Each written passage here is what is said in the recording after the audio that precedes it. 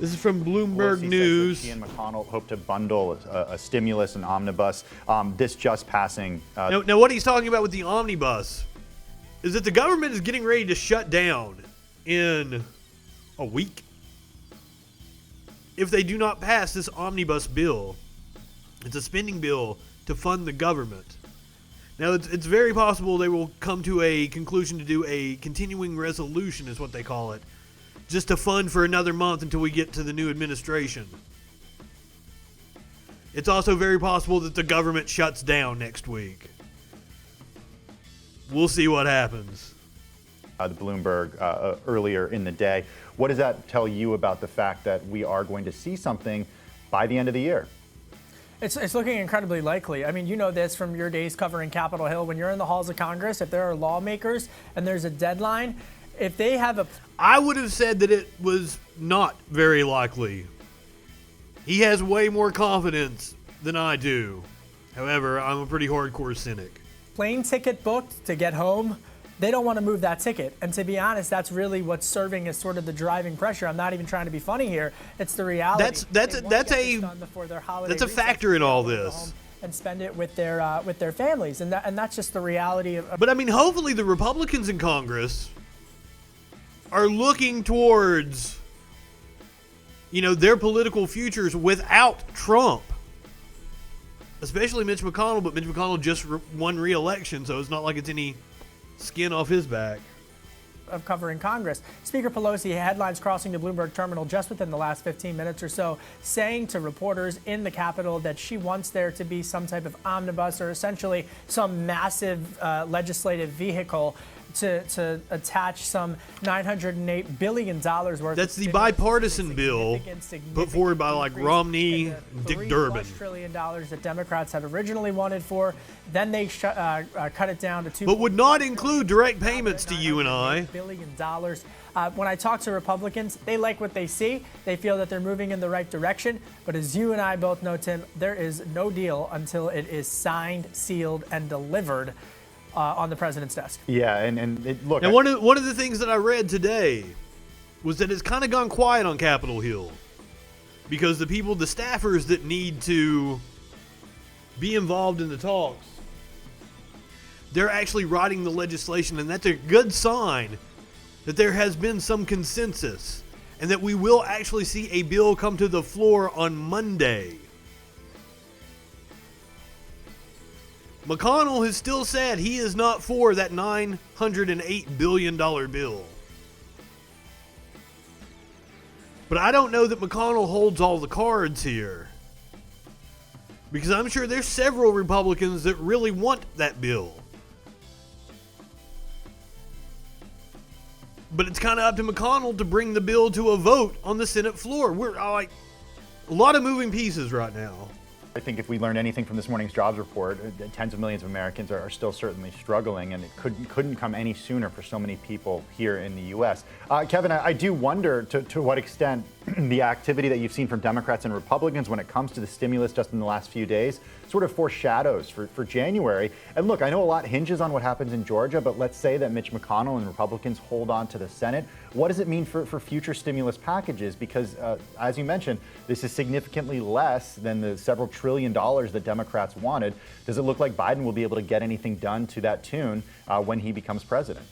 I think that's the question that we're all having down here in Washington. I mean, truly, because it's interesting, right? Because when we started the week and when we get these positive headlines, Tim, about, suddenly they are getting closer to a deal. Well, what changed? Well, essentially, Speaker Pelosi's looking at the incoming House of Representatives, and she's looking at the spread. For slimmer margins. Decreasing. Republicans made gains in the House of Representatives. Which really puts the power and her in the moderates' hands. She wouldn't say this publicly, has essentially decreased a little bit, right? Because the centrist Democrats. Now, who's and the rational Republicans that actually remain. The 2020 cycle, centrists, not just centrists on the left, but centrists on the right. It's why someone like Senator Susan Collins, a Republican of Maine, Mitt Romney, I know some people, don't get me in trouble, some people wouldn't classify him as a centrist, but he is someone who has been critical of President Trump. those types of Republican senators, compared to other Republicans, right now, because I they're gonna be guess. the ones that a President Biden is going to be looking to cut deals with, to pick off in a Republican-controlled House, and to bring along the centrists in the House of Representatives. So it's a fascinating, dust-settling moment here in Washington, D.C., where the new Joe Biden era is starting to take shape, and it's really between Leader McConnell and President Biden. And Speaker Pelosi's capital has decreased just a little bit. Well, we're certainly grateful that you were there covering this new era. Bloomberg's Kevin Cirilli in Washington. Thank you, as always, for your time and for joining us on Quick. So we're looking to Monday. If a bill comes to the floor on Monday, that will be an optimistic sign that they are going to pass something before they leave Washington. Now, Bernie Sanders has come out and said that he doesn't support the bill. And I completely understand why he doesn't support it. The proposal provides 100% legal immunity to corporations who irresponsibly led to the deaths of hundreds of workers. It would continue to provide a get-out-of-jail-free card. Now, that has been McConnell's sticking point, is that he wanted this immunity legislation put in there for corporations. Americans need at least the $1,200 to pay rent and feed their family. Manchin Romney provides nothing for them, and that is correct. The only thing in that bill is an extension of unemployment, and it's not the $600 plus up. It's a $300 plus up. And there's no sign that that would be retroactive so that you'd be able to get that going back a couple of months. Because a lot of the proposals have had the plus ups. I think Ro Khanna put forward a proposal. It was like a $2,000 a month, and it was retroactive back to July. One of the things I've talked about on this show is I'm amazed that the oligarchs and the corporate backers that run this country aren't wanting to get money into the hands of Americans before Christmas. So many retailers don't even hit the black until they hit the Christmas season. So seeing a depression through December going into Christmas buying season is going to severely hurt even the big box stores. The Manchin-Romney not only provides no direct payments, it does nothing to address the healthcare crisis and provides totally inadequate assistance for the most vulnerable. The American people need help now. Receive at least $1,200, and that they don't give legal immunity to corporations who break the law. Now, I agree with Bernie Sanders 100%.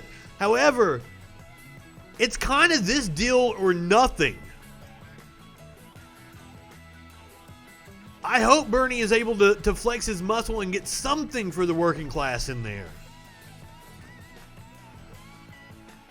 But I don't see anything better than this $908 billion bill on the horizon.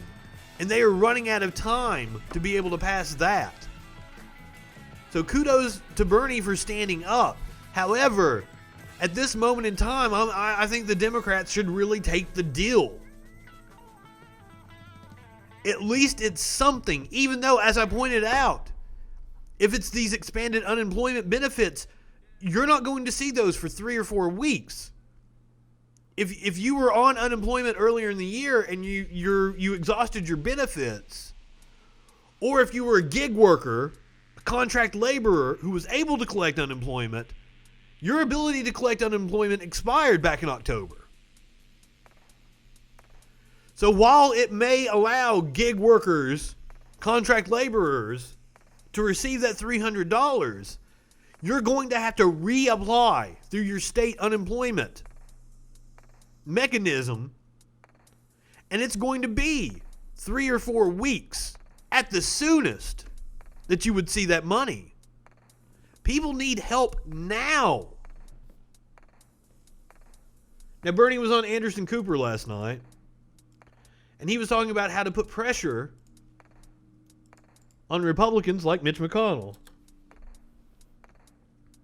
To get some of these things accomplished requires not only an outpouring at the ballot box, but also an ongoing outpouring of people being involved. That's right.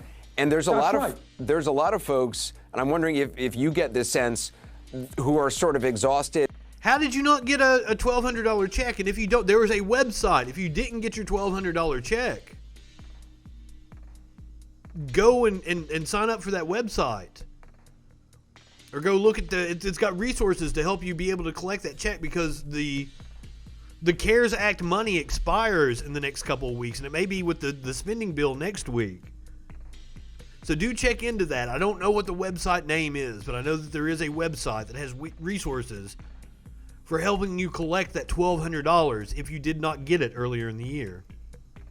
And, they feel Joe Biden got elected, Democrats, and now maybe are taking their foot off the gas pedal. Well, we can't afford to do that. And I know that there are incredible grassroots organizations who are working in Georgia, working all over this country. Oh. People together to demand that we create an economy that explains that works it for all of us and not just the few. And I think that if you had a President Biden, a Vice President Harris, going to Kentucky and asking the workers there whether they're satisfied with a $7.25 an hour minimum. And Bernie knows what he's talking about. When the coal miners got stiffed by the coal companies and did a strike where they held up the trains, not letting them take the coal out until they got their last paychecks from the company that stiffed them, Bernie was there with them on the front lines. Minimum wage. You know what? I think Mitch McConnell may start to move, and I think that's true for Republican senators all over the country. The truth is that today people are hurting in a way that we have not hurt for generations. People want action, and I think if the Biden administration is strong and forceful and comes out with a list of proposals, and the American people are saying, yeah, that's what we need. Of course we should cover health care for all. Of course we got to stop being ripped off by the drug companies who charge us 10 times more for insulin than they do in Canada. Let's go, Joe, let's do it. And if we can rally the American people, even if we don't control the Senate, I think we can get a hell of a lot done.